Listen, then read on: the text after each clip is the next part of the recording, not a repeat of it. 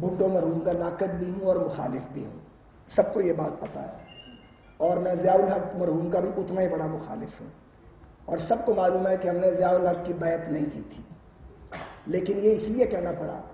سچ یہی ہے کہ پاکستان کے ایٹمی پروگرام کا کریڈٹ اللہ کے فضل کے بعد ذوالفقار علی بھٹو مرحوم کو بھی جاتا ہے، ضیاء الحق مرحوم کو بھی جاتا ہے، پاکستان کے ہر حکمران کو جاتا ہے۔ اور فائنلی جب یہ گھڑی آئی فیصلے کی، جو سب سے مشکل گھڑی تھی، تو یہ فیصلہ کرنے کا اعزاز، یہ جو ایک طاقت ہے، یہ اللہ تعالیٰ نے میاں محمد نواز شریف کو عطا کی۔ اس ایٹمی پروگرام کو آگے بڑھانے کا کریڈٹ ڈاکٹر عبدالقدیر خان صاحب کو، ان کی ٹیم کو، کمپیوٹر ریسرچ لیبارٹریز کے کام کرنے والوں کو، ڈاکٹر سمر مبارک مند کو، اور سب سے بڑھ کے پاکستان ایٹامک انرجی کمیشن کے ان سائنسدانوں کو جاتا ہے جو اس قوم کے گمنام مجاہد اور گمنام ہیرو ہیں۔ چونکہ مجھے 2 بار وہاں جانے کا اتفاق ہوا، چند ماہ بعد ایٹمی دھماکوں کے ہم ایک قومی پرچم مارچ لے کے وہاں گئے تھے، آپ میں سے بہت سو کو یاد ہوگا، یہ جنوری 99 کی بات ہے۔ تو وہاں ایک واٹر کورس ہے جو اس نیوکلیئر ایکسپلوژن کی ٹنل سے ایک پانی کا چشمہ ہے، واٹر کورس ہے جو باہر کو آتا ہے، وہ اس راسکو کے علاقے میں واحد واٹر سورس ہے۔ تو ڈاکٹر سمر مبارک صاحب میرے ساتھ تھے، انہوں نے اس میں سے ایک چلو بھر پانی پیا، تو مجھے کہنے لگے آپ بھی پی لیں، میں نے بھی پیا، میں نے کہا اس لیے تابکاری نہیں ہے؟ تو انہوں نے کہا کہ یہ اس کے اندر کوئی ریڈیو ایکٹیویٹی نہیں ہے۔ تو میں نے کہا اس کی کوئی سائنسی وجہ بتائیں، انہوں نے کہا اس کی کوئی سائنسی وجہ نہیں ہے، یہ اللہ تعالیٰ کا کرم ہے۔ تو میں تو یہ سمجھتا ہوں کہ پاکستان اللہ کی عنایت کے بغیر اپنی طاقت پا نہیں سکتا تھا۔ جو ملک اپنے لوگوں کی روٹی پوری نہیں کر سکتا، کپڑا پورا نہیں کر سکتا، وہ ملک ایٹمی طاقت بن گیا، یہ اللہ کی توفیق تھی۔ پھر وہ جو راسکو کا علاقہ ہے، جنرل قادر بلوچ صاحب یہاں تشریف رکھتے ہیں، بلوچستان سے آئے ہیں، ابھی بات بھی کریں گے، وہ سانپ اور بچھو کے کانٹے کے لیے مشہور ہے۔ وہاں کا سانپ اور بچھو کا کانٹا پانی نہیں مانگتا۔ 16-17 سال ایٹامک انرجی کمیشن کے لوگ، افواج پاکستان کے لوگ وہاں مامور رہے، کسی کو سانپ یا بچھو نے نہیں کاٹا۔ میں اور بھی بات کر سکتا ہوں، لیکن کہا جائے گا شاید یہ توہم پرستی کی طرف جا رہی ہے، توہم پرستی نہیں ہے۔ میں تو ایک بنیاد پرست آدمی ہوں، اور میں یہ سمجھتا ہوں کہ اللہ کی عنایت کے بغیر یہ ممکن نہیں تھا۔ اور سب سے بڑھ کے جو کریڈٹ میاں نواز شریف کو اللہ تعالیٰ نے دے دیا، وہ بیانات سے، مذاق اڑانے سے، تمسخر اڑانے سے وہ واپس نہیں لیا جا سکتا۔ تاریخ بڑی عجیب چیز ہے، اس کو آپ وقتی طور پہ مسخ کر سکتے ہیں، اس کو موم کی ناک کی طرح وقتی طور پہ مروڑ سکتے ہیں، چند سال بعد، چند دہائیوں بعد، اور بعض تاریخ کا سچ گواہی دیتا ہے اور سچ سامنے آ کے رہتا ہے۔ تو سچ تو سامنے آئے گا، کون ملک کو بنانے والا تھا، کون بگاڑنے والا تھا۔ اگلی بات بڑی ہے جو میں کہنا چاہتا ہوں، گزارش یہ ہے کہ یہ جو پاکستان کو ایٹمی دھماکہ کر کے ایٹم بم بنا لیا، پاکستان ایٹمی طاقت بن گیا، پاکستان سربلند ہو گیا پوری دنیا میں، ہماری فوج کو طاقت ملی، آبویسلی ہم بھارتی جارحیت سے محفوظ ہو گئے، اور ایٹم بم ظاہر ہے چلایا نہیں جاتا، لیکن یہ ایک آپ کو محافظت اور سپورٹ دیتا ہے کہ دشمن کو یہ پتا ہو کہ اگر ہم حملہ کریں گے تو یہ بھی ہمیں لے بیٹھیں گے، اور دشمن ہم سے 5 گنا بڑا ہے اپنے اس میں حجم کے اندر۔ تو پاکستان کے لیے تو یہ ایٹم بم ناگزیر تھا، یہ ہماری لائف اور ڈیتھ کا مسئلہ تھا۔ لیکن سوال یہ ہے کہ کیا محض ایٹم بم بنانے سے ملک محفوظ ہو جاتے ہیں؟ یہ تو ایک پارٹ ہے، ہم سے شاید سینکڑوں گنا زیادہ ایٹم بم سوویت یونین کے پاس موجود تھے، اس کا کیا بنا؟ شیرازہ بکھر گیا۔ تو جو پورا پیکیج ہے وہ یہ نہیں تھا کہ صرف ایٹمی طاقت بننا ہے، پورا پیکیج یہ تھا کہ پہلے ایٹمی طاقت بننا ہے، پھر معاشی طاقت بننا ہے۔ اور آپ معاشی طاقت نہیں بن سکتے اگر ملک میں آئین اور قانون کی حکمرانی نہیں ہوگی، اگر ملک میں زرد جمہوریت کی میں بات نہیں کرتا، چیچک زدہ جمہوریت کی جو آج کل ہے، اگر ملک میں شفاف جمہوریت نہیں ہوگی تو پھر ملک معاشی طاقت نہیں بنتے۔ اگر ملک میں انصاف نہ ملے اور انصاف کو رون دیا جائے اور انصاف کے نام پہ ناروا سزائیں دی جائیں اور انصاف کرتے وقت ہاتھ کانپتے ہو لوگوں کے، تو پھر ملک معاشی طاقت نہیں بنتے۔ بعض اوقات پھر ایٹم بم جو بنے ہوتے ہیں وہ بھی بوجھ بن جاتے ہیں۔ تو گزارش یہ ہے کہ ہم جا کس طرف رہے ہیں، ٹڈی دل کا مقابلہ کرنے کے قابل نہیں رہے، کورونا کے اوپر ہماری اسٹریٹجی کوئی نہیں ہے، پولیو جو ختم ہو گیا تھا وہ پورے ملک میں واپس آ چکا ہے، جو جی ڈی پی 5.8 پہ ہم چھوڑ گئے تھے وہ کورونا سے پہلے 1.91 پہ فال کر گئی، ملک تو جا رہا ہے تباہی کی طرف. تو اس تباہی میں سے کیا نکلے گا؟ اور جھوٹ بتا کے، شور مچا کے، جیلوں میں ٹھوس کے ہمیں آپ سمجھتے ہیں کہ ملک آگے جا رہا ہے؟ ہمارا آپ کیا بگاڑ رہے ہیں؟ یہ بیٹھے ہوئے ہیں، عاصم صاحب بھی جیل کاٹا ہے، شاہد صاحب بھی کاٹا ہے، رانا ثناء اللہ خان بھی کاٹا ہے، پرویز بھائی پچھلی بار بہت کچھ بھگت چکے ہیں، اس ہال میں بہت سارے دوست بیٹھے ہوئے ہیں، میں اور سلمان صاحب بھی کاٹا ہے، شہباز شریف صاحب موجود ہیں وہ کاٹا ہے، انہیں پھر وہاں دوبارہ بھیجنے کی سازش کی جا رہی ہے. کیا بگاڑتی ہیں جیلیں آدمیوں کا؟ لوگ واپس آ ہی جاتے ہیں، لوگ پگھل نہیں جاتے، لوگ آ جاتے ہیں. اس میں سے ملتا کچھ نہیں ہے، لیکن جو جیلوں میں لوگوں کو ڈالتے ہیں ان کے اپنے منہ کالے ہو جاتے ہیں اور وہ منہ دکھانے کے قابل نہیں رہتے. ہمیں جس نے جیل بھیجا تھا اس کا تو نام بھی لینے والا یہاں پہ کوئی نہیں ہے.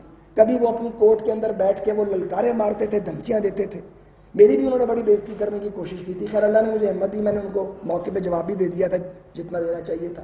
تو سوال یہ ہے، اس سے ملتا کچھ نہیں ہے. اگر آپ سمجھتے ہیں کہ ملک کو تقسیم کر کے اس میں نفرت کی خلیجیں پیدا کر کے، ہمیں گالیاں دے کے، ہماری قیادت کو گالیاں دے کے آپ ملک کو مضبوط کر سکتے ہیں تو پھر یہ کام کرتے رہیں. لیکن 2 سال نے یہ بتایا ہے کہ پاکستان کو ریورس گیئر لگا ہوا ہے، پاکستان آگے نہیں جا رہا. یہ بات امپورٹنٹ نہیں ہے کہ وزیر اعظم نواز شریف صاحب نے بننا ہے یا عمران خان نے رہنا یا نہیں رہنا، یا شہباز شریف صاحب کو بننا ہے یا کسی اور نے بننا ہے. یہ ثانوی باتیں ہیں. مسلم لیگ نون کی حکومت آنی ہے یا پی ٹی آئی کی رہنی ہے. اہم یہ ہے کہ پاکستان میں رہنا ہے انشاءاللہ تعالیٰ. اسے چلانا یا نہیں چلانا؟ مجھے نہیں لگتا کہ کچھ لوگ اسے چلانا چاہتے ہیں، کیونکہ چلانے والے جو چلن ہے وہ یہ نہیں ہے، یہ نہ چلانے والے چلن ہیں. اور یہ بھی نہیں سوچتے کہ یہ ایک ایٹمی طاقت بن گئے ہیں. پاکستان کا ایٹم بم جہاں ہمارے دفاع کی علامت ہے، وہاں عالمی طاقتوں کے لیے بھی ایک مسئلہ ہے. اور اگر ہم اس کو معاشی طاقت نہیں بناتے، اسے جمہوری طاقت نہیں بناتے، یا انصاف کا بول بالا نہیں کرتے، یا قانون اور آئین کی حکمرانی قائم نہیں کرتے، تو پھر یہ ملک غیر محفوظ رہے گا 22 کروڑ لوگوں کے لیے. اور خدا نہ کرے کسی دن دنیا میں کچھ لوگ یہ کہیں کہ یہ پوری دنیا کے لیے غیر محفوظ ہو گیا ہے. ہم ادھر لے کے جا رہے ہیں پاکستان کو، اور باتیں چھوڑتے ہیں اتنی لمبی لمبی. میں نے ایک شخص کو سنا، میں اس کا نام نہیں لینا چاہتا، اس نے وہ کل پرسوں بیٹھا بڑے میاں صاحب کو، شہباز صاحب کو اور ہماری پارٹی کو گالیاں دے رہا تھا. کبھی ہماری جماعت میں ہوتا تھا، تو جب ایٹمی دھماکوں کا فیصلہ ہو رہا تھا اس نے خود کہا میں بھاگ گیا تھا ملک چھوڑ کے. جو خود ملک چھوڑ کے بھاگ گیا ہے وہ بھی گالیاں دے رہا ہے. یہاں پہ لوگ 80 لوگ ایک ریلوے کے حادثے میں زندہ جل گئے. 80 لوگ. کسی نے پوچھا؟ کسی نے اکاؤنٹیبل کیا؟ یہ چینی اور شوگر پہ جو ہو رہا ہے، جنہوں نے سبسڈی کا فیصلہ کیا، جنہوں نے غیر پاکستان سے باہر بیچنے کا فیصلہ کیا، یعنی سٹاکس موجود نہیں ہے، آپ ملک سے باہر بیچ رہے ہیں، چینی مہنگی ہو رہی ہے، اربوں روپے لوگوں کی جیبوں میں ڈال رہے ہیں، اسے کوئی نہیں پوچھتا. آپ سیاست کے نام پہ کتنا احتساب کا ڈرامہ رچائیں گے اور کتنا فراڈ کرنا ہے اپنے احتساب کے نام پہ. اب تو پاکستان کی عدالتیں بھی چلا اٹھی ہیں کہ تم نااہل بھی ہو، بدنیت بھی ہو. پاکستان کی اعلیٰ ترین عدالت کے آنریبل ججز نے میرے کیس میں اور سلمان کے کیس میں جو ریمارکس دیے ہیں، ابھی تفصیلی فیصلے کا انتظار ہے، ریمارکس آ چکے ہیں. اور شاہد صاحب کے اور اپنے احسن اقبال صاحب کے کیس میں، اور رانا ثناء اللہ خان کے ساتھ جو ہوا مجھے بتائیں، اور جو شہباز صاحب کے ساتھ بار بار کرنے کی کوشش کر رہے ہیں. جس ملک میں قاعدے حزب اختلاف کو آپ کام ہی نہ کرنے دیں، وہ ملک میں کون سی جمہوریت ہے؟ ملک میں کوئی جمہوریت نہیں ہے. اور یہ انتخابات جو ہیں یہ سنیچ کیے گئے ہیں. ہو سکتا ہے مجھے پھر پکڑ لیا جائے، پر اب میں کیا کروں؟ سٹیج پہ آؤں گا تو بات تو کروں گا، یا پھر چنے بیچنا شروع کر دیتے ہیں، یہ کام ہی چھوڑ دیتے ہیں کہ یار یہ کام ہمارے کرنے والا نہیں ہے. آپ ہمیں کام بھی چھڑوا سکتے تھے اگر عمران خان اس قابل ہوتا کہ وہ ملک چلاتے. لیکن گالیاں دے کے، بہتان تراشی کر کے، کھوکھلے نعرے لگا کے جو پورے ہی نہیں آپ کر پاتے، اور ملک کو ریورس گیئر میں ڈال کے سیاسی طور پہ آپ فارغ ہمیں نہیں کر سکتے. ہم ظلم سہ رہے ہیں، تکلیف سہ رہے ہیں، لیکن معلوم ہونا چاہیے سیاسی طور پہ مضبوط ہو رہے ہیں. ہمیں اس کی خوشی اس لیے نہیں ہے کہ ہم تو سیاسی طور پہ مضبوط ہو رہے ہیں. ہم سے کون سا پہلی بار ہو رہا ہے؟ کسی کے ساتھ دوسری بار، کسی کے ساتھ تیسری بار، اور کوئی جماندرو یہی کام کر رہا ہے، ہر بار یہی ہوتا ہے. تو ہم تو اس صورتحال کو دیکھتے ہیں، عروج، زوال، زوال، عروج. یہ اگر زوال میں لایا گیا تو اللہ تعالیٰ پھر عروج میں لے آئے گا. ٹائم لائن تو مجھے پتہ نہیں ہے، مگر یہ بات مجھے پکی پتہ ہے کہ ہر مشکل کے بعد آسانی ہے. انا مع العسر یسرا. تو مشکل کاٹ رہے ہیں، اپنے لیے نہیں کاٹ رہے ہیں. اس چھوڑ کے ملک کو کہاں بھاگ جائیں؟ بعض لوگ کہتے ہیں جی نواز شریف صاحب باہر بیٹھے ہوئے ہیں، ان کو بلاؤ واپس. میں تو اس بات کے خلاف ہوں، میں آنا ہی نہیں چاہیے تھا پاکستان واپس، جب آپ کو انصاف ہی نہیں مل رہا۔ میں نے تو کہا تھا میاں صاحب سے، استدعا کی تھی، مت آئیں واپس آپ، کوئی ضرورت نہیں ہے۔ جب آ رہے تھے واپس، آپ کے خلاف ایک فیصلہ کیا گیا جو فیصلہ ہی نہیں ہے، ساری دنیا کو نظر آ رہا ہے کہ آپ کو ٹارگٹ کیا گیا، تو ضرور آ کے جو ایک آپ کے ساتھ ظلم کیا گیا، آپ نے اس کا نشانہ بننا۔ وہ بہادر آدمی ہے، وہ آ گئے، ان کی صاحبزادی بھی آ گئی۔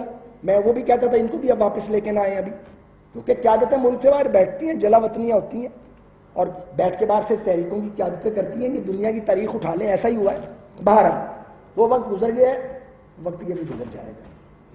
بہت سے لوگوں نے جیل کاٹ لی ہے، اگر کسی اور کے مقدمے وہ بھی کاٹ لے گا، جھیل لے گا۔ ہم نے یہاں ہی رہنا، ہم نے یہاں مریخ پہ تو چلے نہیں جانا، اور ہم نہیں ہوں گے تو ہماری اولادیں ہوں گی۔ ہم اپنی اولادوں کو بھی اس کام کے لیے تیار کر رہے ہیں۔ میں نے اپنے بچوں کو اور سلمان صاحب کے بیٹے کو ہم نے لاء میں اسی لیے بھیج دیا، ہمارا پتہ نہیں کب ہونا ہو۔ یہ نہیں ہوگا کہ اس ملک کے ساتھ زیادتی کی جاتی رہے، ہمیں سرنگوں آپ کرتے رہیں اور کوئی پیچھے نام لیوا نہ ہو۔ ہمارے وارث جو ہیں وہ اس نام کو لے کے چلتے رہیں گے۔ اس لیے آج بھی میرا یہ برادرانہ اور مخلصانہ مشورہ ہے۔ 40 سال ہو گئے ہیں مجھے سیاسی کام میں، 13ویں 14ویں جیل کاٹ آیا ہوں۔ میں یہ کہنا چاہتا ہوں کہ لڑائی میں سے ملنا کچھ نہیں ہے، ٹانگیں کھینچ کے کچھ نہیں ملنا۔